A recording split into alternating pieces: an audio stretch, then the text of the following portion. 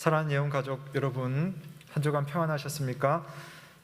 날씨가 참 좋습니다. 가을 하늘이 청명하고 또 높고 정말 가을의 기분을 우리가 마음껏 누릴 수 있는 그런 시기인 것 같습니다. 또 이렇게 좋은 날에 또 좋은 가족들과 함께 예배를 드릴 수 있어서 참 기쁘고 또 함께 하신 여러분들께 다시 한번 고마운 마음을 전하고 싶습니다. 오늘도 우리를 불러주신 참 좋으신 하나님 앞에 마음을 다하여서 예배 드렸으면 좋겠습니다. 우리 모두 자리에서 일어나시겠습니다. 오늘 예배의 자리에 오신 사랑하는 가족들, 우리 앞뒤로 한번 인사하겠습니다. 한 주간 애쓰셨습니다. 예배 잘 드립시다. 우리 한번 인사하겠습니다. 한 주간 애쓰셨습니다. 예배 잘 드립시다. 네, 고맙습니다. 우리를 불러주신 참 좋으신 하나님의 이름을 함께 부르며 나아가겠습니다. 우리의 도움은 천지를 지으신 여호와의 이름에 있도다. 너희가 내 이름을 부르리니 내가 들을 것이며 나는 말하기를 이는 내 백성이라 할 것이요 너희는 말하기를 여호와는 내 하나님이시라 하리라. 아멘. 다 함께 하나님 앞에 영광 찬송 드리겠습니다. 고개 들어 주를 맞이해 찬양합니다.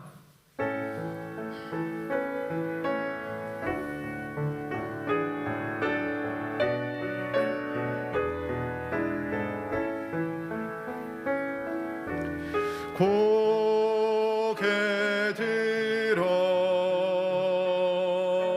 주를 맞이해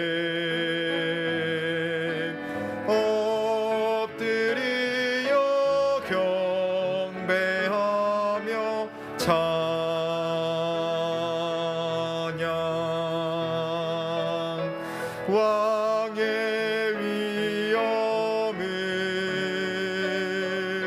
신령과 진정한 찬양으로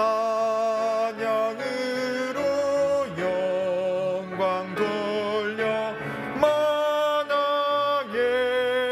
왕께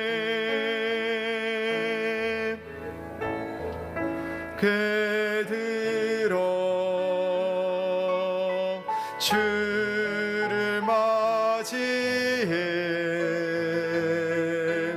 엎드려 경배하며 찬양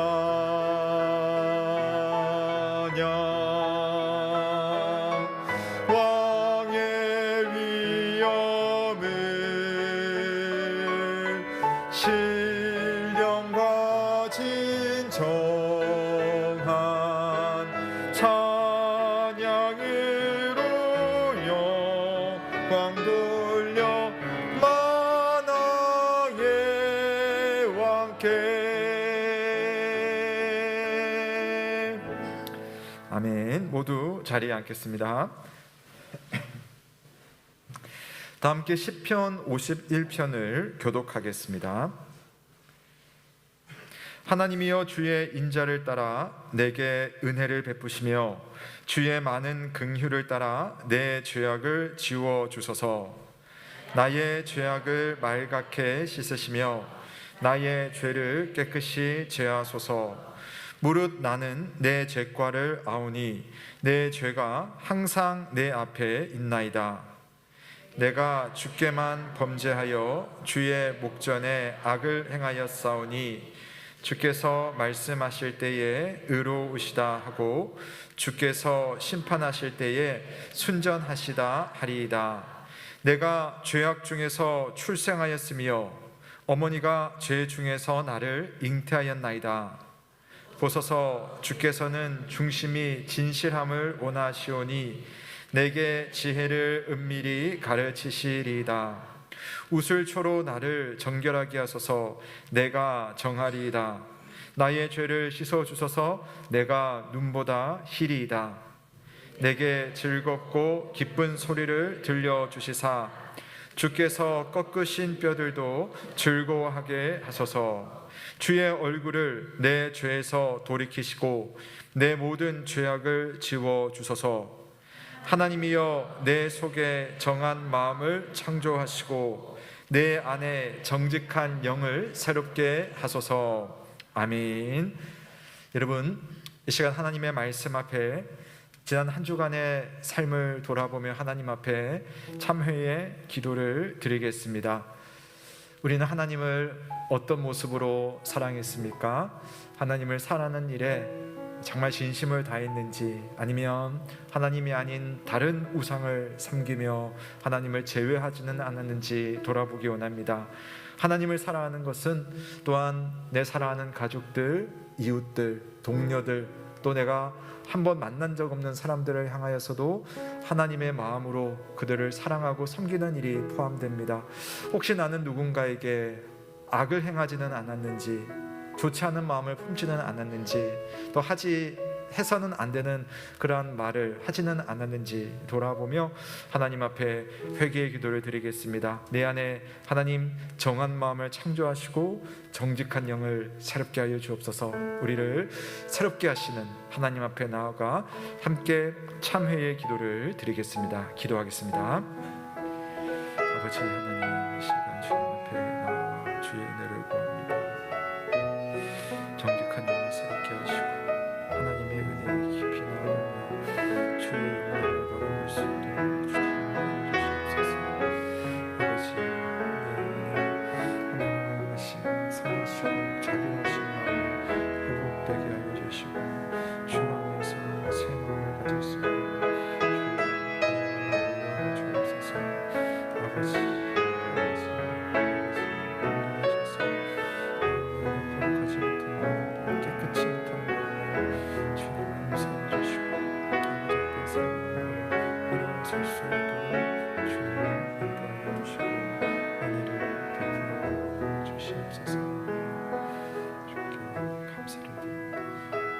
주님께 영광을 돌립니다.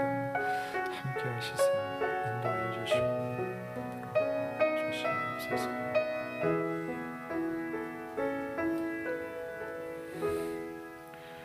회개하는 이에게 주시는 하나님의 말씀을 듣습니다. 내가 통회하고 마음이 겸손한 자와 함께 있나니 이는 겸손한 자의 영을 소생시키며 통회하는 자의 마음을 소생시키려 함이니라. 죄가 너희를 주장하지 못하리니 이는 너희가 법 아래에 있지 아니하고 은혜 아래에 있음이라. 아멘. 다 함께 사도신경으로 우리의 신앙을 고백하겠습니다. 나는 전능하신 아버지 하나님 천지의 창조주를 믿습니다. 나는 그의 유일하신 아들 우리 주 예수 그리스도를 믿습니다. 그는 성령으로 잉태되어 동정녀 마리아에게서 나시고 본디오 빌라도에게 고난을 받아 십자가에 못 박혀 죽으시고 장사된 지 사흘 만에 죽은 자 가운데서 다시 살아나셨으며 하늘에 오르시어 전능하신 아버지 하나님 우편에 앉아 계시다가 거기로부터 살아있는 자와 죽은 자를 심판하러 오십니다. 나는 성령을 믿으며 거룩한 공교회와 성도의 교제와 죄를 용서받는 것과 몸의 부활과 영생을 믿습니다. 아멘. 다 함께 감사 찬송 드리겠습니다. 찬송가 82장 성부의 어린 양이 찬송하겠습니다.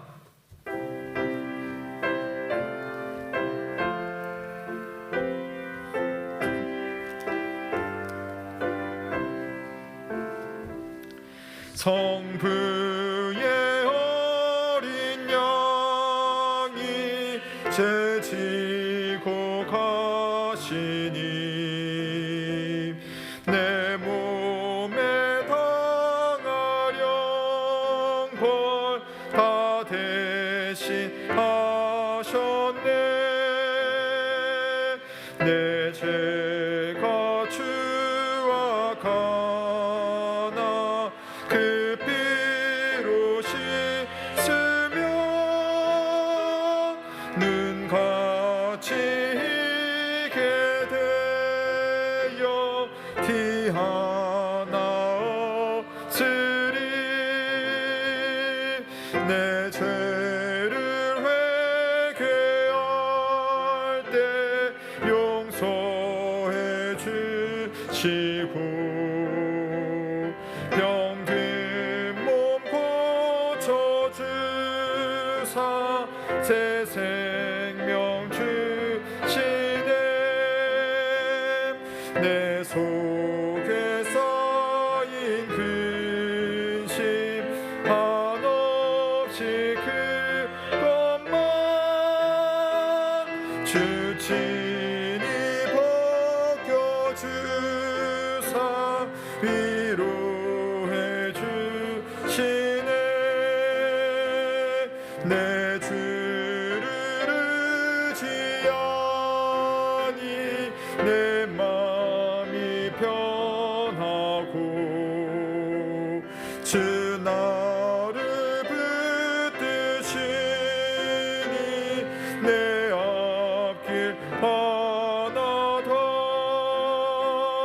임마누엘 주 예수 끝없는 그 사랑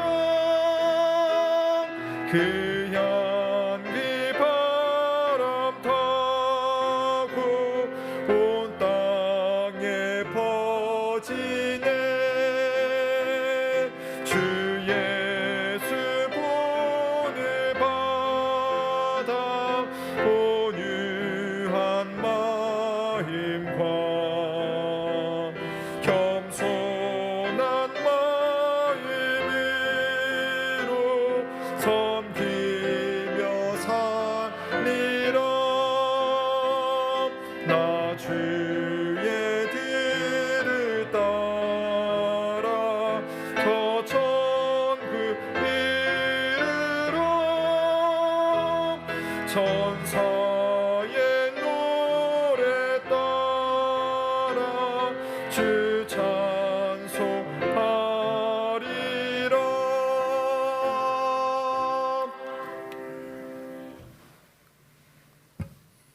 지금도 살아계셔서 우주 만물을 주관하시고 우리의 모든 삶을 인도하시는 전능하신 아버지 하나님, 하나님의 은혜와 사랑에 감사드립니다.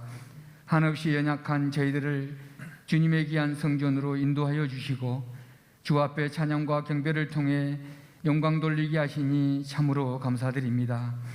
지난 한 주간도 험하고 힘든 세상에서 살아온 저희들을 불꽃 같은 눈동자로 지켜주옵시고 곳곳마다 주님의 사랑을 듬뿍 받고 살아나갈 수 있도록 인도하시니 진심으로 감사드립니다.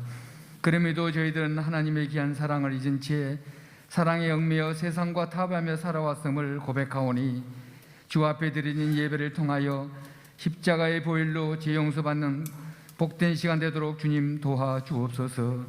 전능하신 주님, 우리 예임께를 축복하옵소서.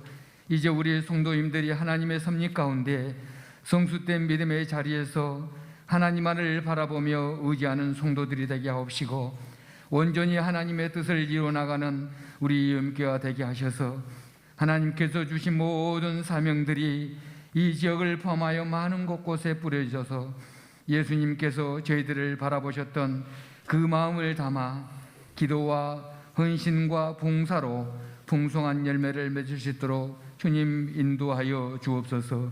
어느덧 결실의 계절이 다가왔습니다.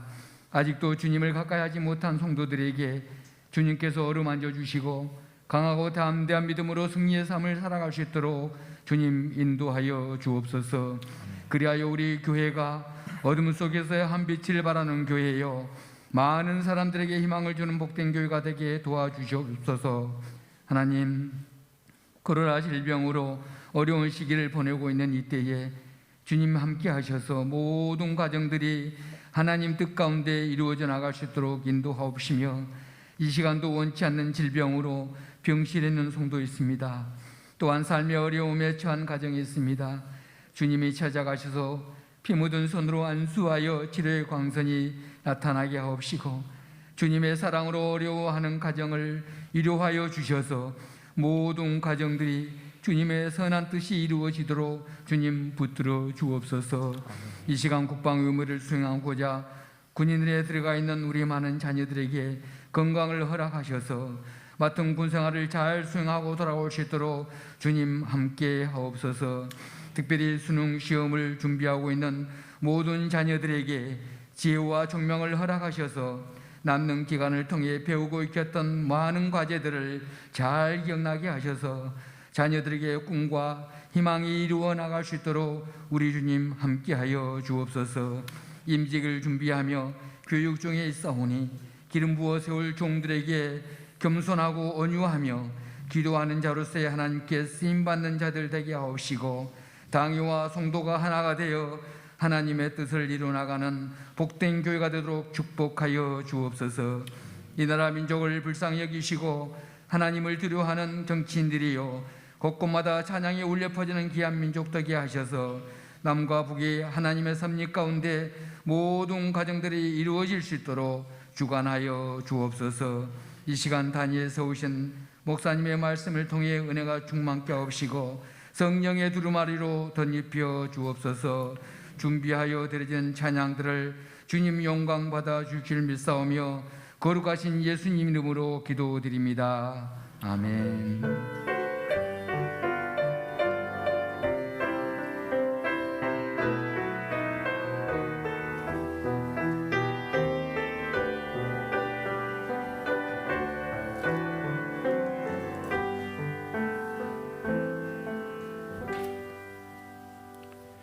오늘 우리에게 주시는 하나님의 말씀은 디모데전서 6장 6절에서 10절입니다. 신약 성경 341면 디모데전서 6장 6절에서 10절을 봉독하겠습니다. 그러나 자존하는 마음이 있으면 경건은 큰 이익이 되느니라. 우리가 세상에 아무것도 가지고 온 것이 없음에 또한 아무것도 가지고 가지 못하리니 우리가 먹을 것과 입을 것이 있은즉 족한 줄로 알 것이니라. 부하려 하는 자들은 시험과 올무와 여러 가지 어리석고 해로운 욕심에 떨어지나니 곧 사람으로 파멸과 멸망에 빠지게 하는 것이라. 돈을 사랑함이 일만 악의 뿌리가 되나니 이것을 탐내는 자들은 미혹을 받아 믿음에서 떠나 많은 근심으로써 자기를 찔렀도다. 아멘. 이는 하나님의 말씀입니다. 하나님께 감사드립니다.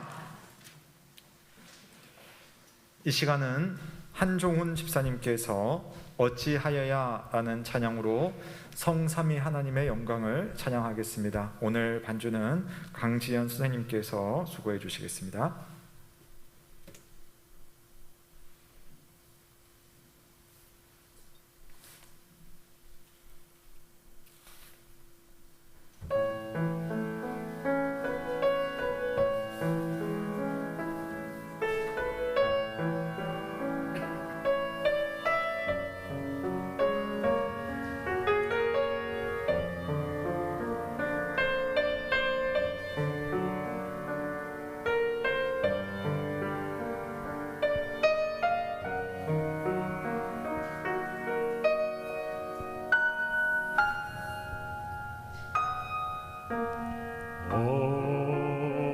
어찌하여야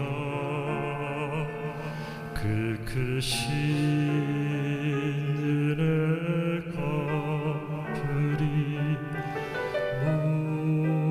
무슨 말로서 그 사랑 참 감사하리요. 하늘에 천군 천사라도 나의 마음 모르리라. 나 이제 새 소망이 있으니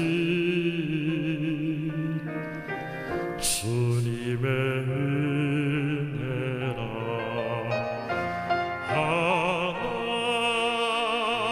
하나님께 영광, 하나님께 영광, 하나님께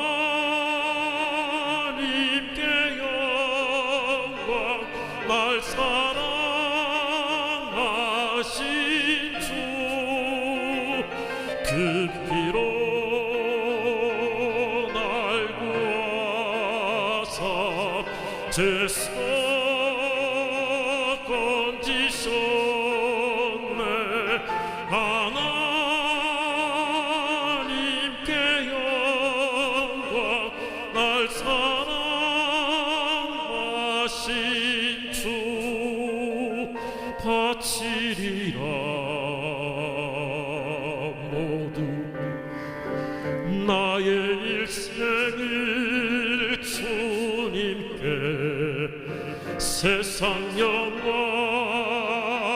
명예도 갈보리로 돌려 보내리.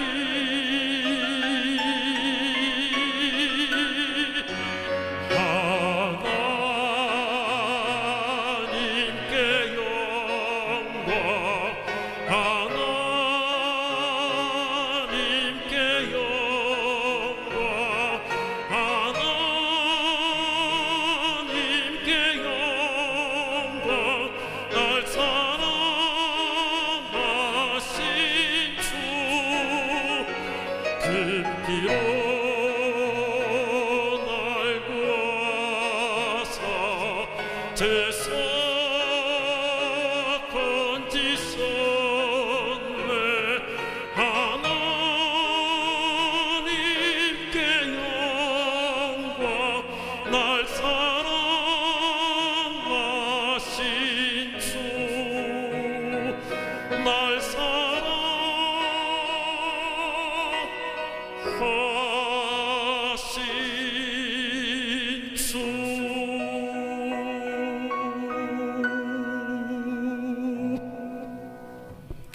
아멘. 감사합니다. 참 좋으신 주님의 은혜와 평강이 오늘도 주님을 사랑하시는 우리 모든 가족들에게, 또 가정에서 온라인으로 예배를 드리시는 모든 성도들에게 함께하길 주님의 이름으로 축원합니다. 아멘. 이 시대 최고의 맛. 네, 이것은 2012년에 개봉했던 어느 한국 영화의 제목을 수식하는 문구입니다. 영화 포스터에 보면 제목이 있고 제목 앞에 이 시대 최고의 맛. 여러분, 어떤 영화일 것 같습니까? 한번 추측을 해보십시오. 이 시대의 최고의 맛 하면 여러분 여러 가지 떠오르는 음식들이 있으실 것 같아요. 가을이니까 전어, 또 육고기 좋아하시는 분들은 강원도 행성 한우. 저는 경남 마산 출신이어서요, 마산에 유명한 아구찜 있어요. 마산 아구찜 항상 먹고 싶어하는 그런 사람인데요. 그런데 이 영화는요, 음식 이야기는 아닙니다. 실제로 이 영화의 실제 제목은 뭐냐면은 돈의 맛이었어요. 돈의 맛. 이 시대 최고의 맛은 뭐냐? 바로 돈의 맛이라는 거죠. 영화 대사 중에는 돈은 중독이 돼서 끊기가 참 힘들거든 하는 유명한 배우의 그런 대사가 인상 깊었습니다. 여러분 어떻게 생각하십니까? 틀린 말 아니죠? 예, 정말 이 시대의 최고의 맛, 맛있는 음식도 있지만 돈보다 맛있는 것이 있을까? 네, 그런 생각이 들기도 합니다. 돈을 안 좋아하는 사람은 없죠. 좋아할 만합니다. 돈이 있으면 할 수 있는 일이 많습니다. 필요한 물건도 당장 살 수 있고, 또 누군가를 도와줄 수도 있고, 또 불안한 내 미래를 대비할 수도 있습니다. 자, 그런 점에서 돈은 실제로 굉장히 요긴하고요, 또 이 시대의 최고의 맛이라고 말하기에 가히 틀리지 않습니다. 자, 그럼 저는 이렇게 한번 여러분께 묻겠습니다. 자, 그렇다면 우리 그리스도인들은 돈을 좋아해도 되겠습니까? 우리 그리스도인들은 돈을 많이 가져도 되겠습니까? 예, 네라고 하셨어요? 아니라고 하셨어요? 예, 이제 요즘 인식이 이제 예전이랑 좀 많이 달라졌기 때문에 좀 예전과는 다르겠지만, 아마 예전에 아주 보수적인 신앙을 가진 우리 어르신들이나 또 젊은이들 중에도 우리 그리스도인들은 돈을 좋아하면 안 된다고, 돈을 많이 가지면 안 된다고 말하는 분이 혹 계실 수도 있겠습니다. 하지만 솔직히 그 마음속을 뒤집어 놓고 본다면 정말 진실한 마음으로 그렇게 말할 수 있을까? 그런 생각을 하게 되는 겁니다. 사실 이런 접근은 그다지 바람직하지는 않습니다. 왜냐하면 돈을 가지냐 안 가지느냐, 돈을 좋아하느냐 안 좋아하느냐, 많이 가지느냐, 이런 차원의 문제는 아니기 때문입니다. 우리가 고민해야 되는 오늘 문제는 뭐냐면요, 만족의 문제입니다. 만족의 문제. 내게 있는 것에 대해서 넉넉하게 여기며 감사할 줄 알며 또 그것을 바라볼 때 그 마음이 풍요로운 마음으로 그것을 생각할 수 있느냐의 문제이죠. 돈은 실제로 유용한 교환 수단이고, 또 우리가 삶에 있어서 규모 있게 살기 위해서는 꼭 필요한 자원이기 때문에 돈은 나쁘지 않습니다. 실제로 하나님께서 만드신 세상 속에서 필요를 따라 만들어진 일반 은혜 안에 속하기 때문에 어떤 면에서는 돈은 좋은 것이죠. 하지만 그것을 바라보는 시각이 내게 있는 것에 만족하지 못하고 끝도 없이 더 가져야 된다는 생각이 비약적으로 발전하고, 또 그것을 위해서 여러 가지 좋지 않은 수단 가운데로 나아가게 되면 그 이면에 무엇이 있느냐, 바로 과도하게 가지려고 하는 탐욕이라는 문제가 필연적으로 발생하게 되어 있습니다. 탐욕은 좋은 것이다. 이것도 역시 어느 영화에 나오는 한 대사입니다. 미국의 유명한 옛 영화인데요, 월스트리트라고 하는 영화에 보면 거기에 아주 마이클 더글라스라는 유명한 분이 연기를 했는데, 악명 높은 금융가가 딱 나와가지고 탐욕은 좋은 것이야 라고 딱 정리를 해주는 장면이 나옵니다. 즉, 세상은 인간의 탐욕이 세상을 지탱하고 움직인다는 그런 말입니다. 왜 시대가 갈수록 광고 산업이 발전합니까? 인간에게 있는 탐욕을 건드리는 거죠. 왜 여러분 하루가 멀다 하고 새로운 스마트폰이 나옵니까? 하나를 가지고 있으면 또 더 좋은 것을 가지고 싶은 인간의 마음이 있기 때문에 제조업이 발달하고 또 금융이 발생하고 또한 문화도 발전하는 겁니다. 그래서 탐욕이라는 요소는 인간 사회 곳곳에서 상호작용을 하고 있습니다. 비판은 하지만 그럼에도 이게 없다면 세상이 발전할 수 있을까? 영 틀린 말도 아닙니다. 우선 하나님은 인간이 무엇인가를 가지기 위한 건강한 욕구를 소유할 수 있도록 인간을 창조하셨어요. 그러니까 우리가 무엇인가를 갖고 싶어하고 무엇인가를 갈망하고 무엇인가를 요구하는 것은 자연스러운 우리 인간의 감정입니다. 소망하고 갈망하는 것이 있어야지 목표를 이루는 힘도 더해지는 거죠. 우리 자녀를 위해서 그래도 집 한 칸 마련하려는 그러한 욕망 없이 우리가 어떻게 이 힘든 세상에서 뭔가를 이뤄낼 수가 있겠습니까? 문제는 그런 욕구가 과도하거나 또는 엉뚱한 방향으로 튀면 이게 자칫 죄로 비약이 될 수 있다는 겁니다. 땅이 필요해서 땅을 사기까지 찾아보고 애쓰고 노력하고 기도하는 것은 이런 정당한 욕구입니다. 하지만 선한 욕구를 넘어서 지나친 욕구가 되고 그 욕구를 충족시키기 위해서 요즘 정치권에서 많이 보잖아요.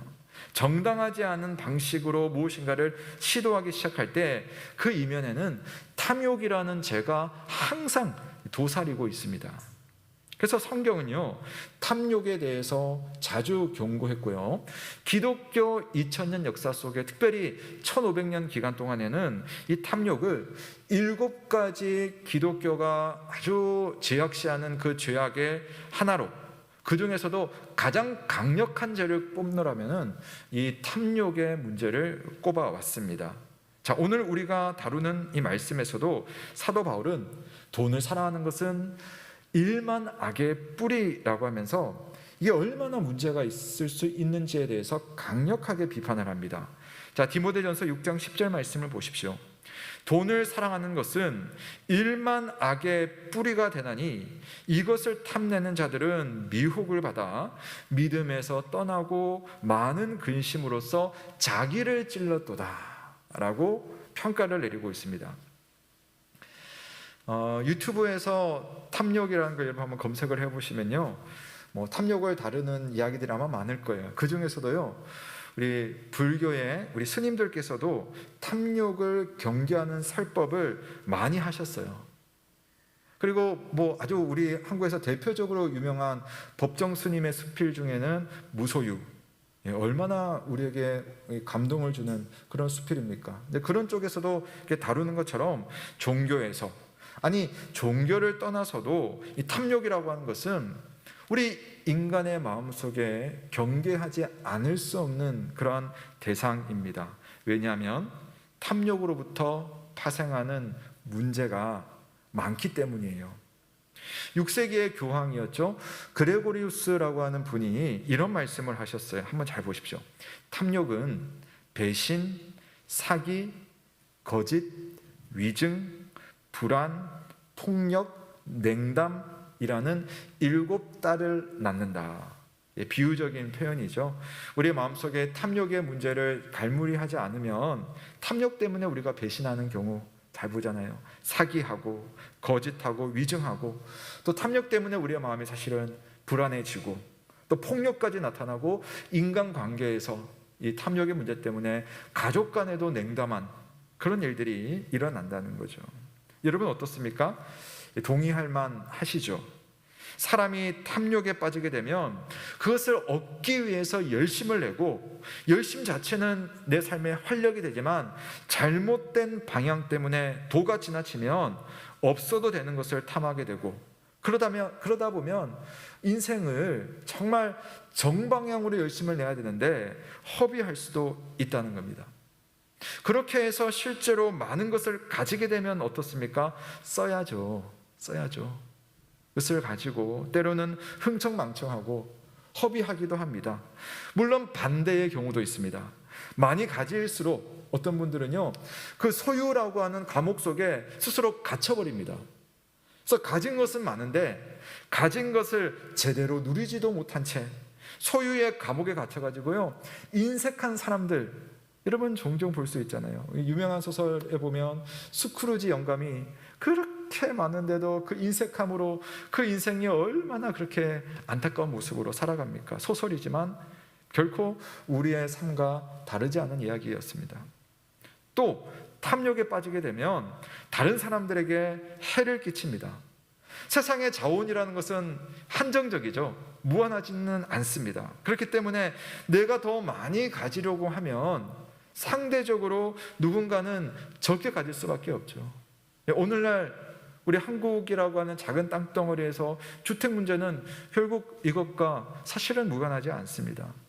백신만 하더라도, 여러분 코로나 백신, 우리나라는 참 감사하게도 70% 이상이 벌써 백신을 2차까지 다 맞았지만 어떤 나라는 3%도 맞지 못한 그런 나라들이 있죠. 우리는 많이 가지지만 버릴지언정 가난한 나라에는 주지 못하는 그런 마음속에 탐욕이라고 하는 경제 논리가 들어가 있는 겁니다. 탐욕은 인색한 마음을 낳습니다. 자기 자랑은 해도 남은 신경 쓰지 않습니다. 그러다 보니 탐욕이라는 것은 인간관계를 삭막하게 만들고 때로는 단절시키기도 합니다. 무엇인가를 가지는 것이 목적이 되면 가졌느냐 못 가졌느냐로 사람을 평가하죠. 그 사람이 입은 옷의 브랜드, 그 사람이 타고 있는 자동차, 그 사람이 살고 있는 그 집이 그 사람인 것이 되어버립니다. 그래서 그것으로 자기를 평가하기도 하고 또 그런 모습으로 남을 평가하기도 합니다. 요즘 아이들 중에는요, 우리 아이들 학교 안에서도 아이들이 살고 있는 집의 종류에 따라서 그 아이를 부르는 명칭이 있다고 해요. 뉴스에서 그런 거 보신 적 있으시죠? 그래서 제가 참 입에 담기가 너무 민망해서 언급은 하지 않겠습니다만은, 어른들이 가지고 있는 그런 생각의 탐욕이 이루 말할 수 없을 만큼 천박하고, 그 천박함이 또 정말 순진하게 성장해야 되는 그 아이들의 동심 속에도 파고 들어가 있습니다. 탐욕이 하는 일이죠. 물론 돈이 많아서 탐욕이 깊어지는 경우도 있고, 돈이 없기 때문에 탐욕을 제어할 수 없는 경우도 있습니다. 그래서 우리가 한번 곰곰이 생각을 해볼 필요가 있습니다. 탐욕의 문제는 내가 얼마나 가졌느냐의 문제가 아니에요. 어쩌면 많이 가졌기 때문에, 없기 때문에 탐욕이 있다 없다의 문제가 아닙니다. 그것보다 더 중요한 문제가 있어요. 탐욕은 무엇이 여러분을 점유하고 있느냐의 문제입니다. 내가 얼마나 가지고 있느냐, 무엇을 소유하고 있느냐, 집이 몇 채 있느냐, 이 문제가 아니에요. 여러분의 마음을 점유하고 있는 것이 과연 무엇이냐, 이 문제가 탐욕의 문제입니다. 하나님께서 내 삶의 주인이시며 그분이 내 삶의 공급자이시며 그분이 내 삶의 최종적인 완성자라는 사실을 내가 신뢰할 수 있다면 언제 어디서나 어떤 환경 속에서나 우리는 감사할 수 있고 만족함으로 오늘을 살 수 있습니다. 그런 비교하는 세상에서 영혼이 해방될 수가 있는 거죠. 하지만 내 마음속에 가득한 대상, 내 인생을 점유한 그 대상이 하나님이 아니라 물질이라면, 땅과 주식과 아파트가 내 마음을 100% 점유하고 있다면 우리는 세상의 거대 지배 구조 속에서 쉽게 헤어날 수가 없을 것입니다. 눈에 보이는 게 땅의 것만 보이거든요. 하나님에게서 얻어야 할 만족을 자꾸 다른 데서 찾으려고 하니까 이게 부족하고, 그래서 탐욕이 싹트게 되는 겁니다. 탐욕이 들어오면 교만해지거나 또는 만족이 없어집니다. 탐욕이 내 안에 들어차게 되면 인색해지거나 때로는 비참해집니다. 서로 다른 이야기 같지만 사실은 같은 이야기예요. 어느 날 예수님께서 유산 문제로 싸우는 형제들을 만나셨어요. 형이랑 막 싸우다가 유산 때문에 이거 좀 선생님 판결 좀 내려주세요. 예수님께서 두 사람에게 비유로 이야기를 해주시는 거죠. 여러분 잘 아시는 이야기입니다. 한 부자가 풍년이 되었어요. 그동안에도 열심히 모으느라고 애를 썼는데 풍년 되니까 곡식이 너무 많은 거예요. 근데 이제 곡식을 쌓아둘 창고가 없거든요. 그래서 곡간을 크게 짓고 거기에다가 그동안 모았던 재물을 다 모아놓고 곡식도 다 쌓아둡니다. 이제는 생각하기를, 자, 이만큼 내가 가졌으니 이제 평안히 쉬고 평안히 먹고 평안히 마시고 즐거워하자. 여러분 파이어족이라는 말 들어보셨어요? 우리가 노후를 이제 걱정하지 않을 만큼 돈이 있으면 이제는 일 다 그만두고 참 즐겁게 행복하게 살자. 그런 것과 좀 비슷한 느낌도 있습니다만은, 자, 그런데요, 예수님의 비유 속에 하나님께서 이 부자에 대해서 이렇게 말씀을 하십니다. 어리석은 자여, 오늘 밤에 너의 영혼을 도로 찾아가련다. 그러면 네가 준비한 것이 과연 누구의 것이 되겠느냐? 사실 누구 것 되는 건 중요한 게 아니에요. 내 것이 아니라는 게 중요한 거죠. 이 사람은 평생 동안 재물을 모았습니다. 평생 동안 이것을 위해서 달려왔고 이제는 이것 가지고 내가 정말 잘 살아보겠다. 온 마음이 물질에 조당 잡혀 살았지만 그 끝이 이와 같이 허무하다면 무슨 의미가 있겠느냐는 말씀이에요. 돌아가서 유산 문제로 싸우고 있는 이 형제들에게 이야기를 하면서 예수님께서 정말 하시고 싶었던 핵심 말씀은 이겁니다. 누가복음 12장 15절 말씀인데요. 우리 한번 같이 읽어볼까요? 12장 15절입니다. 시작. 삼가 모든 탐심을 물리치라. 사람의 생명이 그 소유에 넉넉한 데 있지 아니하니라. 아멘. 정말 내 생명이 이 소유를 가지느냐 가지지 않느냐 여기에 달린 것처럼 그렇게 길을 쓰고 형제끼리 싸우다 보니까 진짜 필요한 것을 잊고 사는 거예요. 그 안에 생명이 없는 거예요. 사랑이 없죠. 안정감이 없죠. 만족이 없죠. 감사가 없죠. 상대를 향한 존중과 배려가 없죠. 그게 무엇입니까? 탐욕 때문에 일어날 수 있는 일입니다. 멀리 있는 일이 아니고 여러분의 가족 중에도, 혹시 여러분 중에도 이와 같은 일로 생명이 위태위태한 그런 분들이 계실 수도 있습니다. 만족하지 않는 넉넉함, 나눔이 없는 넉넉함, 선한 일, 주의 일에 사용할 줄 모르는 넉넉함에는 생명이 없습니다. 탐심이기 때문이에요. 삼가 탐심을 물리치라. 탐심으로 아무리 쌓아올린 넉넉함이 있다 할지라도 어느 날 생명을 빼앗긴 그 부자의 상황과 그리 다르지 않다 하십니다. 여러분, 내 마음을 점유하고 있는 것이 무엇입니까? 그것이 오로지 돈이고 오로지 소유물이라면, 있기 때문에 돈이 소유물이 나를 점유하고 없기 때문에 돈과 소유물이 나를 점유하고 있다면 하나님의 공급을 신뢰하지 못한다는 말입니다. 하나님의 은혜에 만족하지 못하기 때문에 우리가 자꾸만 그런 쪽으로 가는 거죠. 성경은 그런 마음을 우상숭배라고 합니다. 탐심은 곧 우상숭배니라. 성경에 내리는 정의입니다. 사랑하는 여러분, 탐욕은 가벼운 악이 아닙니다. 우리에게 선한 욕구를 창조하신 분, 우리의 모든 필요를 채워주시는 선하신 하나님에 대해서 당신과 나는 상관이 없어요. 결별 선언과 맞먹습니다. 하나님은 내 삶에 만족감을 줄 수 없기 때문에 나는 나대로 살 길을 찾겠다. 내 안에 있는 탐욕을 경계하지 않고 그냥 내버려 둔다면 우리의 영혼은 언젠가 치명타를 맞을 수가 있습니다.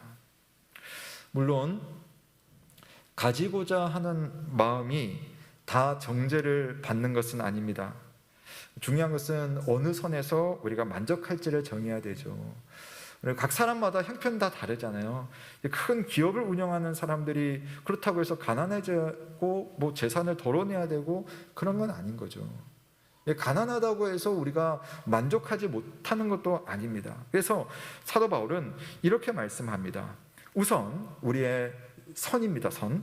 우리가 먹을 것과 입을 것이 있은즉 족한 줄로 알 것이니라. 자, 가장 기본적인 것. 우선 그것이 있다면 만족해야 한다고 합니다. 왜 그렇습니까? 성경 7절 말씀에는 우리가 세상에 아무것도 가지고 온 것이 없음에 또한 아무것도 가지고 가지 못하리니, 즉 우리가 이 세상에 올 때 아무것도 들고 온 것이 없고 이 세상을 떠날 때 아무것도 가지고 갈 것이 없기 때문에 지금 당장 살면서 사실 내 것이 원래는 없는 거죠. 그러나 그럼에도 불구하고 지금 먹을 것이 있고 입을 것이 있다면 우선 그것으로 족하게 여기는 마음을 훈련하라. 마음의 훈련이 필요합니다. 그 훈련이 잘 되었을 때 있을 때도 중심을 잡고 없을 때도 중심을 잡는 거죠. 이 훈련이 없으면 믿음의 내실이 없어서 이리저리 휩쓸려 다니게 됩니다. 제가 오늘 말씀을 준비하면서 사도 베드로의 편지를 읽어봤어요. 근데 편지에 제가 정말 그냥 지나갔던 표현인데 오늘 제 마음속에 이런 말씀이 있었구나 싶었던 그런 표현이 있었습니다. 뭐냐면 탐욕에 연단된 마음을 가진 자들이라는 표현이 베드로후서 2장 14절 말씀에 있어요. 여러분 이 말씀 한번 읽어보셨어요? 이 말씀에 대해서 여러분 묵상을 해보셨습니까? 탐욕에 연단된 마음을 가진 자들. 그냥 내가 이 세상 사람들이 다 이렇게 사니까 사는 것처럼 보이지만 사실은 이 탐욕의 시대에 살다 보면 내 마음이 훈련되어 있는 거예요. 탐욕이 훈련되어 있는 거예요. 너무나 자연스럽게 예전에 무슨 그 과자 광고 중에 손이 가요, 손이 가. 아이선, 어른선 다 손이 가잖아요. 그것만 보면 맛있으니까 손이 가는 거죠. 훈련되어 있는 마음은요, 그게 딱 나타나면 그냥 손이 탁 가는 겁니다. 자다가도 튀어나올 정도로 훈련된 탐욕의 마음. 근데 베드로가요, 그런 사람들의 특징을 뭐라고 하냐면은 물이 없는 샘과 같다. 그렇게 이야기해요. 베드로전서 2장을 보세요. 물이 없는 샘과 같다. 샘 같기는 한데 근데 가서 보니까 물이 없다는 거예요. 생명이 없는 거예요. 샘에다가 뭔가를 많이 채운 것 같은데 정작 있어야 되는 물이 없는 샘. 사실은 샘이지만 샘이 아닌 샘이 존재한다는 거죠. 탐욕에 연단된 마음을 가진 자들. 욥은 이걸 알았습니다. 인생은 알몸으로 와서 알몸으로 돌아간다. 욥이 항상 생각했던 인생이었어요. 그래서 욥은요, 정말 부자였지만 부자였기 때문에 교만한 적 없습니다. 또 고난을 받아가지고 모든 것을 다 잃어버렸지만 잃었기 때문에 그 자체를 안타까워하지는 않습니다. 그의 삶에서 만족을 잃어버리지 않고 중심을 잡으면서 정말 삶의 규모를 찾아가는 사람이 욥이었어요. 이런 인식이 없으면 가지는 일에 목을 매게 되고 소유에 따라서 하늘에 올라갔다가 지옥으로 내려갔다가 마음이 그렇게 바뀝니다. 이 세상이 전부라면 여러분 탐욕을 부려야죠. 최대한 많이 가지는 것이 최고, 많이 쓰고 많이 즐기는 것이 최고의 선일 것입니다. 그러나 이 세상이 전부가 아니라 죽음 이후에 영원한 삶이 있다는 것까지 우리가 생각을 한다면 그때 우리가 영혼으로 갈 때에 이 세상의 것은 아무것도 가지지 못할 텐데 그 가지는 것에만 집중된 마음을 가지고 여러분 영혼의 삶을 어떻게 살 수가 있겠습니까? 탐욕에 연단된 마음으로는 영혼을 준비하지 못합니다. 천국에 들어가기가 참 힘이 들 거예요. 그러나 만족하는 삶, 자족하는 삶은 영원을 준비하는 삶입니다. 바울은 이렇게 말합니다. 자족하는 마음이 있으면 경건은 큰 이익이 되느니라. 경건이 무엇입니까? 하나님을 공경하는 마음, 하나님을 예배하는 삶입니다. 여러분 평생 동안 하나님을 공경하고 하나님을 예배하는 삶인데 사실은 그 안에 하나님을 신뢰하고 하나님을 의지하는 마음이 없다면 어떻게 하나님을 공경하고 어떻게 하나님을 예배할 수 있겠습니까? 경건은 자족하는 사람이 경건의 삶을 살 수 있고 자족하는 사람이 영혼을 준비하는 삶을 살 수 있다고 말하고 있어요. 만족하지 못하면 탐욕에 연단되어 있다면 영혼과는 관계가 없는, 아니 아무짝에도 쓸모없는 낭비하는 인생을 살게 됩니다. 물 없는 샘으로 우리가 인생을 마칠 수 없지는 않습니까? 사랑하는 성도 여러분, 지금 이 시대가 어떤 시대입니까? 아마 역사상 가장 부유한 시대를, 어쩌면 과거 역사와 비교하면 여러분 가장 부유한 개인적인 삶을 살고 있는 시대가 바로 지금일 거예요.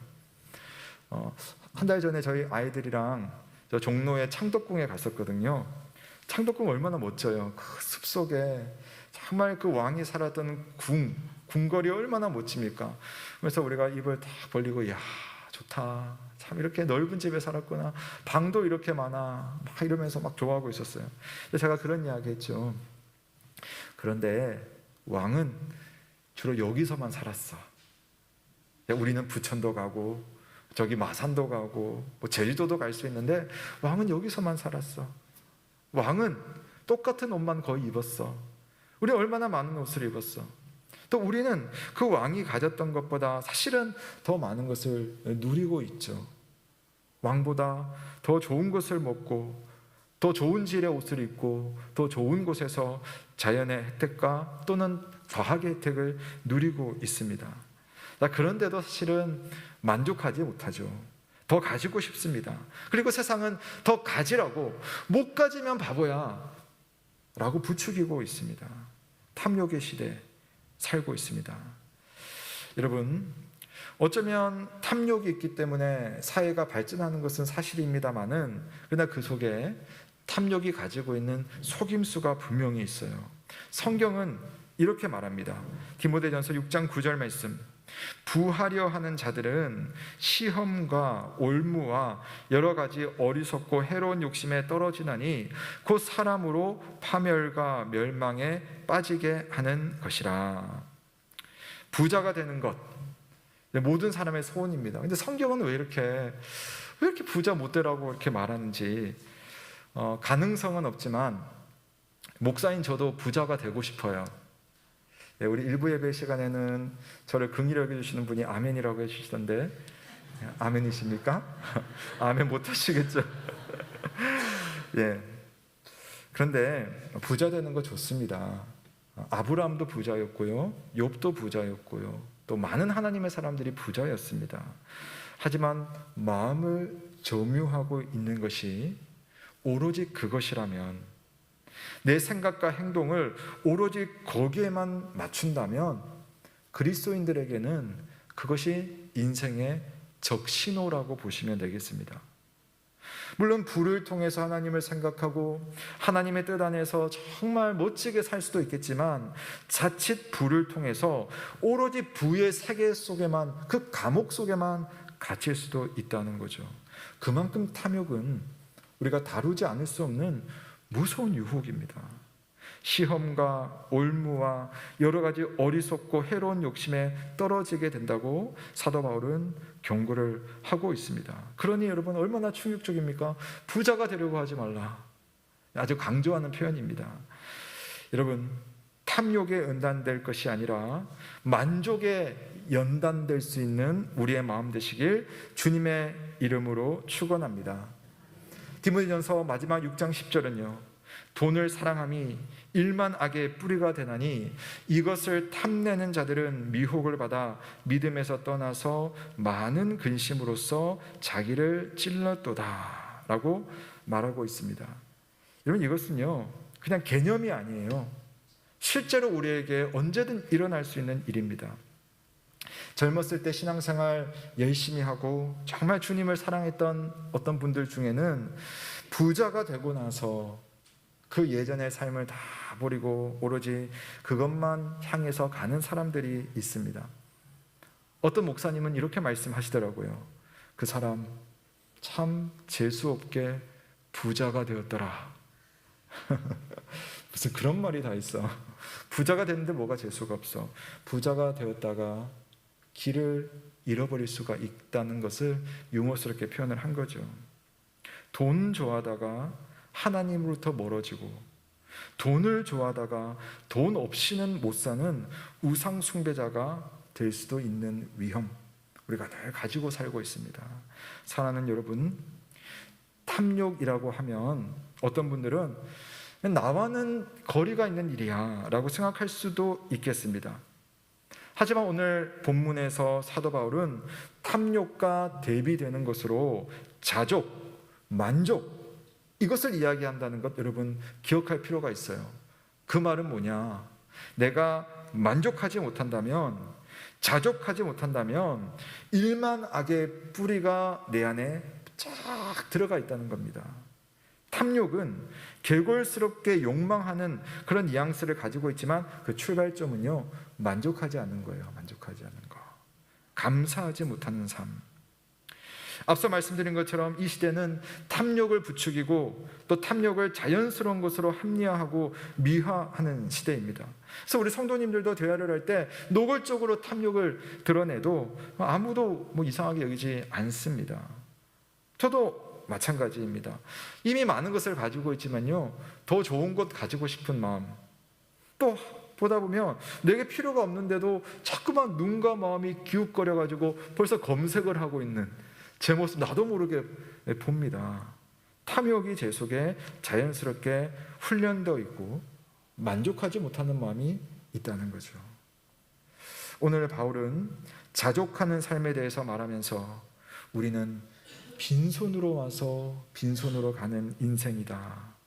다른 표현을 말한다면 나그네로 살아가는데 좀 가볍게 살아도 있으면 좋지만, 그러나 가벼울 수밖에 없다면 가벼움도 우리 하나님 앞에서 낭만으로 살아갈 수가 있는 것 아니겠습니까? 저는 여러분에게 꼭 들려드리고 싶은 축복의 말씀이 있어요. 히브리서 13장 5절 말씀인데요, 우리 한번 같이 읽어보겠습니다. 히브리서 13장 5절입니다. 시작. 돈을 사랑하지 말고 있는 바를 족한 줄로 알라. 그가 친히 말씀하시기를 내가 결코 너희를 버리지 아니하고 너희를 떠나지 아니하리라 하셨느니라. 아멘. 2021년을 살아가는 평범하거나 또 조금은 가난한 우리들은 탐욕의 시대를 살아가기 때문에 마음에 부담이 있습니다. 상대적인 비교가 있죠. 그러나 다 어떻게 보면 도토리 키재기지만 비교를 하면서 살 수밖에 없습니다. 만약에 다 같이 가난한 시대였다면 그래도 먹고 사니까 감사하다라고 하지만 요즘은 그렇지 않잖아요. 우리 젊은이들 얼마나 지금 살기 위해서 아둥바둥 하고 있습니까? 그러나 다 부자일 수 없고 다 좋은 집에 살 수는 없습니다. 그러나 오늘 말씀 보십시오. 그런 우리들에 대해서 하나님은 우리의 형편을 잘 아십니다. 이 속에서 살아가는 그 믿음의 모습을 잘 알고 있습니다. 사랑하는 여러분, 지금 우리의 모습은 하나님 앞에서 믿음을 보여야 되는 그런 시기 속에 있습니다. 우리 믿음의 선배들이 정말 순교를 각오한 믿음으로 박해의 시대를 이겨냈다면 지금 우리들은요, 좀 다른 모습으로 살아야 돼요. 감사와 만족의 믿음으로 탐욕의 시기를 우리가 이겨나가면서 살아야 됩니다. 그리고 하나님은 그렇게 탐욕과 싸우며 믿음을 지키는 성도들에게 약속하십니다.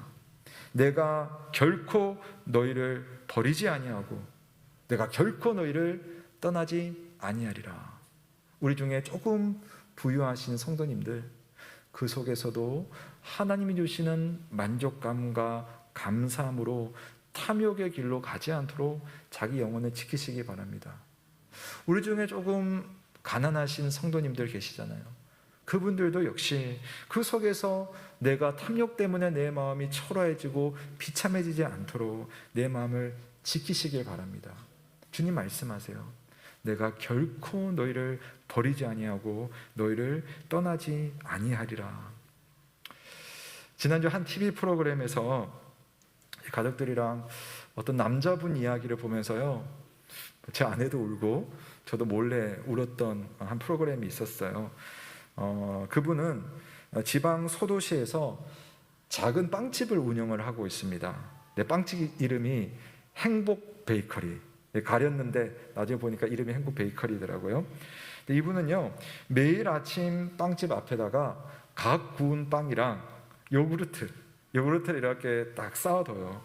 그러면 학생들이 그 앞에 학교 가면서 지나가다가 그 빵집 앞에 딱 서가지고 빵집 사장님한테 아저씨 고맙습니다 인사를 하고 빵을 가져가요. 빵 하나, 요구르트 하나. 어떤 애들은요, 빵 2개, 3개, 요구르트 2개, 3개 가져가는 그런 애들도 있습니다. 돈도 내지 않아요. 뭐 하는 걸까요? 아침에 등교하는 아이들 중에 사정상 밥을 못 먹는 아이가 있을 것 같다 라는 생각이 든 거예요. 본인이 그렇게 살았었거든요. 그래서 그 일을 시작을 했다고 합니다. 처음에는 아이들에게 이렇게 내놓았더니 막 쭈뼛거리면서 가져가지를 않는 거예요. 그래서 걔네들 불러가지고 손에 쥐어주면서 언제든 와서 먹어라. 너네들 먹고 싶으면 내가 언제든지 그건 해줄 수 있어. 빵은 내가 언제든 줄 수 있어. 그렇게 이야기를 했다고 합니다. 자기 점포도 아니고 이 사람 돈 많은 분이 아니었어요. 그냥 그 정도는 할 수 있겠다. 나는 혼자 사는 사람이니 큰 돈이 필요 없고 또 나는 많이 모을 욕심도 없고 그냥 이렇게 나누며 사는 것이 내 기쁨이다. 근데 나중에 보니까 그냥 그것만 하는 게 아니라 그냥 보는 족족 얼마나 많은 사람들을 이렇게 섬기고 있는지 모릅니다. 어릴 적 가난해서 제대로 먹지를 못해서 키도 작은 그 아저씨가 빵집 앞을 지나가는 아이들을 보면서 배고픈 애들 빵 하나는 먹이자 하는 생각이 들었다고 합니다. 그리고 애들 먹는 거 보면서, 가져가는 거 보면서 그렇게 흐뭇할 수가 없대요. 인생의 낙이라고 합니다. 여러분, 누가 부자입니까? 어떤 마음이 넉넉한 마음입니까? 이런 마음이야말로 넉넉한 마음 아닐까요? 이런 마음 안에 하나님의 천국이 있다는 생각이 들지 않습니까? 탐욕의 뿌리를 잘라내지 못하면 그런 넉넉한 마음, 그런 천국은 내 안에 올 수가 없겠죠. 우리 예수님께서 이 땅에 오셔서 탐욕의 민낯을 잘 드러내 주셨습니다. 그리고 탐욕을 이기는 삶도 보여주셨습니다. 만물을 소유하신 분이요, 가장 가난한 삶을 사셨잖아요. 근데 그 덕분에 그분 안에 있는 사람들은 모든 것을 소유하게 되었습니다. 우주의 왕이시며 하나님의 아들이신 분이 세상에서 아무것도 자랑할 것이 없는 존재가 되어서 사셨습니다. 하지만 우리에게 가르쳐 주셨어요. 자랑하지 않아도, 과시하지 않아도, 그럴 것이 없어도 정말 명예로운 길이 있다는 것을 보여주었습니다. 돈의 위력은 큽니다. 탐욕은 일만 악의 뿌리입니다. 하지만 그 뿌리를 뽑을 수 있습니다. 돈의 노예가 아니라 돈의 주인이 될 수 있고, 그 돈을 하나님의 나라의 백성답게 넉넉하게 사용할 수도 있고 모을 수도 있습니다. 나의 전부이신 예수님, 내 삶의 공급자이신 하나님을 내 마음의 중심에 모셔드릴 수 있기를 주님의 이름으로 축원합니다. 예수 그리스도 안에서 만족하는 마음과 또 함께 살아가는 이 한정된 공간에 한정된 죄화를 함께 나누는 그 마음이 우리 안에, 또 우리 예음교회 안에 회복될 수 있기를 주님의 이름으로 축원합니다. 아멘. 우리 함께 주신 말씀 감사하며 찬송가 246장 나 가나안 땅 귀한 성에 찬송하며 기도하겠습니다.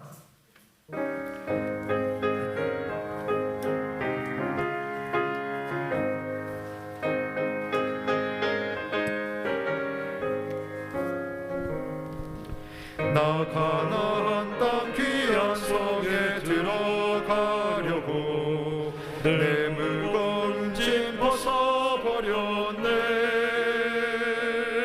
제 주에 다시 방황할 일 전혀 없으니 저 생명 시냇가에 살겠네. 길이 살겠네. 나 길이 살겠네. 저 생명 시냇가에 살겠네. 길이 살겠네. 나 길이 살겠네. 저 생명 시냇가에 살겠네. 그 불과 구름 기둥으로 인도하시니 나 가는 길이 형통하겠네. 그 요단강을 내가 지금 건너누게니 저 생명 시냇가에 살겠네. 길이 살겠네. 나 길이 살겠네. 저 생명 시냇가에 살겠네. 길이 살겠네. 나 길이 살겠네. 저 생명 시냇가에 살겠네. 내 주린 영혼 만나로서 먹여주시니 그 양식 내게 생명 되겠네. 이후로 생명 양식 주와 함께 먹으며 저 생명 시냇가에 살겠네. 길이 살겠네. 나 길이 살겠네. 저 생명 시냇가에 살겠네. 길이 살겠네. 나 길이 살겠네. 저 생명 시냇가에 살겠네. 아멘. 사랑하는 성도 여러분, 사회가 발전할수록 또 세상의 역사가 지날수록 우리의 사회를 보면 빈부의 격차는 일어날 수밖에 없고, 또 가진 것, 또 가지지 않은 것으로 인하여서 여러 가지 마음에 갈등이 있는 것은 또 마지막 그날이 올 때까지는 어쩔 수 없이 일어나는 사회의 모습인 것 같습니다. 그러나 그 속에서도 우리의 마음이 넉넉하고 또 우리의 삶이 하나님 앞에서 감사할 수 있다면 그 환경을 뛰어넘는 특별한 은혜로 기쁨을 누릴 수 있고 진정한 넉넉함을 누릴 수 있지 않나, 오늘 말씀이 우리에게 보여주고 있습니다. 물론 우리는 최선을 다해서 돈을 벌고 또 필요한 것들을 모으고 또 필요한 것을 사야 되겠습니다. 그러나 내 마음의 중심이 탐욕으로 가득 차 있다면 그것은 우리가 분명히 경계해야 될 것입니다. 많이 가지느냐 가지고 있지 못하느냐의 문제가 아니라 내 마음의 중심이 과연 무엇인가, 하나님이 내 마음의 중심이 되어서 만족하며 감사하며 나눌 줄 알며 섬길 줄 아는 삶, 그 삶이 여러분 천국을 준비하는 삶이며 또한 지금 천국을 살아가는 삶이라고 믿습니다. 우리 시간 함께 기도할 때에 하나님, 정말 살면서 정말 현실이 어려워서 비교하는 마음, 근데 그 비교하는 마음 속에는 나도 모르는 탐욕이 있습니다. 이 문제를 이기게 하여 주시고 하나님 주시는 자족의 마음으로, 넉넉한 마음으로 이 시대를 힘들지만 살게 하여 주시고 최선 다해 살되 하나님의 천국 백성답게 살아갈 수 있는 그런 넉넉한 마음, 여유로운 마음, 그리고 만족하는 마음을 내 안에 허락하여 주시옵소서. 천국이 지금 이곳에 내 가족에게, 우리 모두에게 임하게 하여 주옵소서. 우리 함께 기도하며 나아가도록 하겠습니다. 기도하겠습니다. 아버지 하나님, 시간 주님 앞에 감사를 드립니다. 하나님의 나라와 하나님의 역사와 하나님의 은혜가 우리에게 있음을 믿습니다. 하나님, 우리의 마음이 많이 부족하지만 그러나 주님의 사랑으로 인하여서 오늘을 살아갑니다. 돈의 위력이 너무나 큰데 그 위력 앞에 넘어지지 않도록, 무너지지 않도록 주여 인도하여 주시고 나의 전부이시며 나의 공급자이신 하나님을 생각하며 이 시기를 믿음으로 잘 이겨나갈 수 있도록 주여 인도하여 주옵소서. 만족하는 믿음, 감사하는 마음으로 오늘을 살며 우리 위험의 모든 가족들이 하나님의 나라와 영광을 위해서 살아갈 수 있도록 주께서 인도하여 주시옵소서. 주님, 우리를 향하신 주의 선하신 마음을 또한 우리의 삶 속에 나타내기를 주여 간절히 바라오니 주께서 인도하시고 주의 은혜 온전히 살 수 있도록 주여 함께 하시고 은혜를 베풀어 주시고 역사하여 주시옵소서. 주께 감사를 드립니다. 주시옵소서.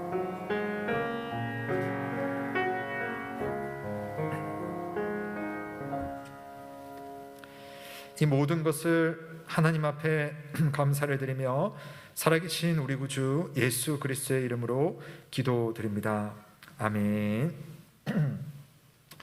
네, 교회 소식 전해드리겠습니다. 네, 몇 가지만 말씀드리겠는데요. 학습 세례 입교 유아 세례 신청을 받고 있습니다. 교육 개강일, 그 다음에 성례식 날짜를 여러분 잘 체크하시고요. 우리 대상자들은 또 연락하시고 참여해 주시고요. 또 필요하신 분들 저희들 교육자들이 파악해서 또 따로 연락을 드리도록 하겠습니다. 우리 교회 직원 교육 12주 과정 중 벌써 7주차 오늘 진행하겠습니다. 그래서 늘 격려해 주시고 또 기도해 주신 모든 성도 여러분께 감사를 드리겠습니다. 네, 우리 수능을 준비하고 있는 우리 자녀들 하나님께서 은혜 주시도록, 하나님 능력 주시도록, 또 하나님 앞에 좋은 컨디션을 가질 수 있도록 기도해 주시길 부탁드립니다. 복 있는 사람 큐티 교재 11호로 12호로가 나왔습니다. 예, 우리 주문하신 분들, 신청하신 분들, 또 혹시 필요하신 분들은 넉넉하게 있으니까요. 구입을 하실 수 있습니다. 우리 교육자들에게 구입을 해주시기를 부탁드리겠습니다. 그 다음에 우리 교우 소식 좀 전해드리겠는데요. 우리 오늘 첫 아기 첫 출석 있죠. 우리 범준 씨, 유림 씨 좀 준비해 주시면 감사하겠고요. 또 우리 지난번에 우리 가정을 이룬 우리 남녀가 있습니다. 우리 김완수 형제님, 손수연 자매님, 우리 김남숙 집사님 우리 자녀입니다. 우리 한번 자리에서 일어나실까요? 네, 참석해 주셨죠? 우리 김완수 형제, 손수연 자매님 좋은 가정 이뤘습니다. 행복하게 잘 살 수 있도록 우리 한번 박수로 축복하면 좋겠습니다. 네, 고맙습니다. 행복하세요. 감사합니다. 네, 자리에 앉으시면 되겠습니다. 자, 그 다음에는요, 오늘 그 교회에 태어나서 교회 처음 온 아기가 있습니다. 예, 우리 김봄준, 김유림 우리 집사님 가정에 아기 출석했습니다. 첫째, 둘째도 뭐 다 나오시면 좋겠습니다. 한번 얼굴 한번 보게요. 네, 앞으로 나와주세요.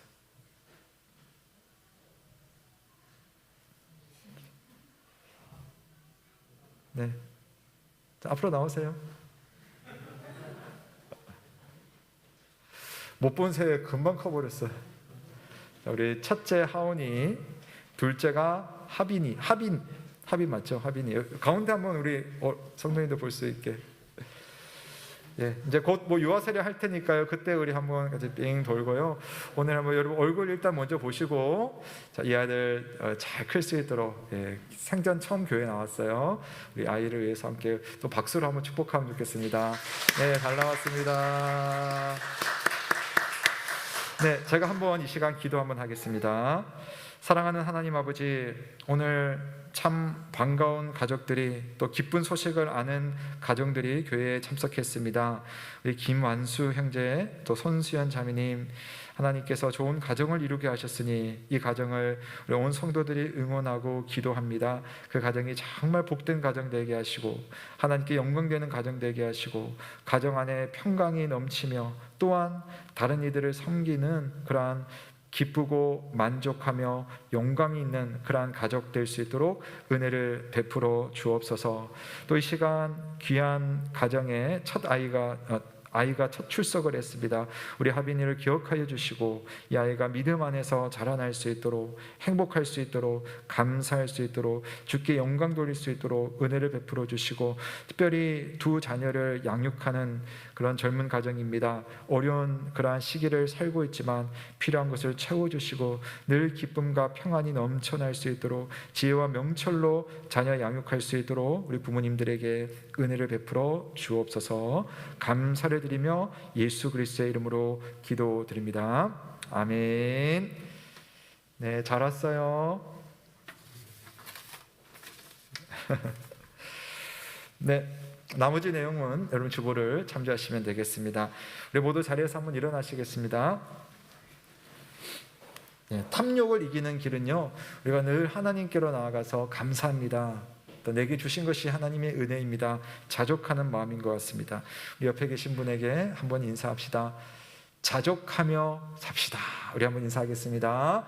자족하며 삽시다. 네, 한 주간도 믿음으로 승리하시고요, 다음 주에 기쁜 마음으로 만날 수 있기를 바랍니다. 다 함께 마침 찬송하시고 강복 선언으로 예배를 마치겠습니다.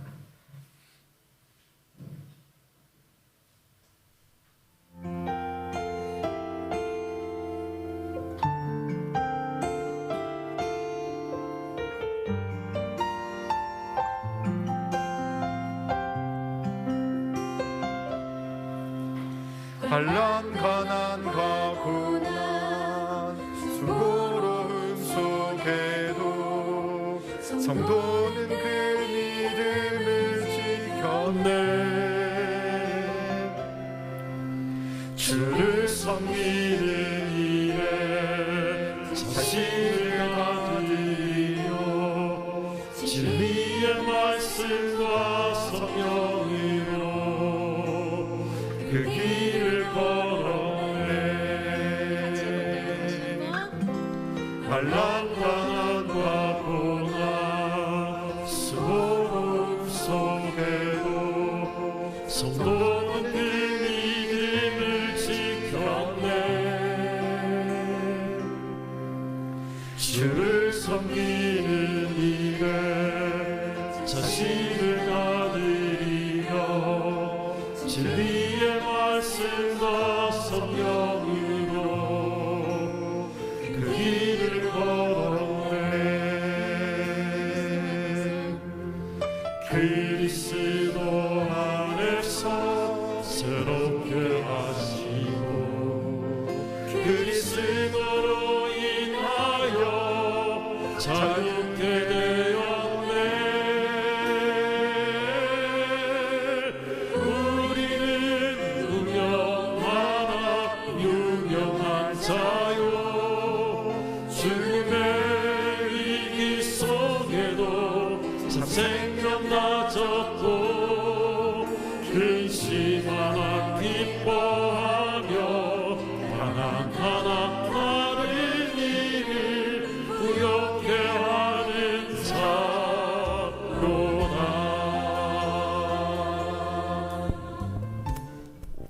사랑하는 성도 여러분, 평강 중에 세상으로 나아가십시오. 마음을 다하고 목숨을 다하고 뜻을 다하여 하나님을 사랑하고 이웃을 내 몸과 같이 사랑하시길 바랍니다. 우리 주 예수 그리스도의 크신 은혜와 하나님의 사랑과 성령의 교통하심이 너희 무리와 함께 있을지어다. 아멘.